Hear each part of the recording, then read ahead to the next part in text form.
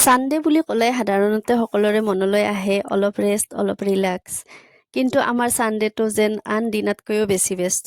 ৰাতিপুৱা ছোৱালীৰ ডান্সৰ ক্লাছ থাকে, তাৰ পৰা আহি আকৌ ঘৰৰ কাম বন কৰি ভাত পানী বনাই এয়া 2:30 বজাত আকৌ ওলালোঁ ছোৱালীৰ আৰ্টৰ স্কুল বুলি। মানুহজনে যেতিয়াই টাইম পায় তেতিয়াই অনা নিয়া কৰে, কিন্তু যিদিনাখন টাইম নাপায় ময়ে লৈ যাবলগীয়া হয়। গেটৰ ভিতৰতে স্কুটিখন থৈ আমি এয়া খোজকাঢ়ি ৰাস্তাটো পাৰ হ'লোঁ আৰু এয়া এখন মেজিকত বহি দিলোঁ খানাপাৰালৈকে বুলি। আটাইকেইটাই খানাপাৰাত নামি এখন চিটি বাছত বহিলোঁ। এতিয়া আমি যাম ছুপাৰ মাৰ্কেটলৈকে।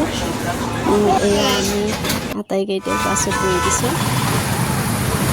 ছুপাৰ মাৰ্কেট পাই গ'লোঁ। এতিয়া আকৌ এখন বেলেগ চিটি বাছত বহিলোঁ। এয়া ছোৱালী আৰ্টৰ স্কুল আহি পাই গ'লোঁ। ৱায়াৰলেছত থকা ভৱেন্দ্ৰনাথ শইকীয়াদেৱৰ আৰোহণত তাই আৰ্ট ক্লাছ কৰি আছে। এয়া স্কুলত তাই সোমালে ক্লাছলৈকে বুলি তাই গুচি গ'ল।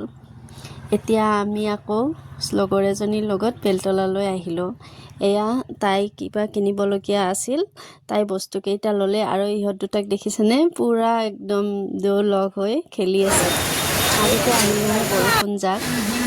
বৰষুণৰ মাজতে আমি বজাৰখিনি কৰি আকৌ আমি স্কুললৈ ঘূৰি আহিলোঁ।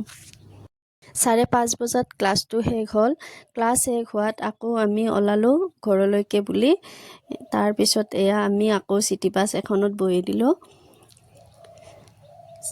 দুপৰীয়া বৰষুণ জাকত পূৰা একদম চাৰিওফালে পানী পানী হৈ গৈছে। বৰষুণ দিলে বতৰটো ভাল লাগে ঠিকেই, কিন্তু ৰাস্তাত এনেদৰে পানী জমা হ'লে অহা যোৱা কৰিব দিগদাৰী হৈ যায়। গাড়ীবোৰ যেন যাবই খোজা নাই। চাৰিওফালে কেৱল গাড়ী আৰু পানী।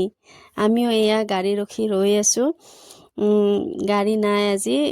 শেষত যেনিবা এখন অটো পাই গ'লোঁ গণেশ মন্দিৰলৈকে বুলি। ভাবিলোঁ তালৈকে যাওঁ, সেইফালৰখিনি বাৰু কেনেবাকৈ যাম। আমি তাৰপিছত আটাইকেইটাই বহি, লগৰ এজনীও আছিল, আমি গোটেইকেইটাই অটোখনলৈকে গণেশ মন্দিৰলৈ আহিলোঁ। এয়া গণেশ মন্দিৰত এনেকুৱা পানী, বাপৰে!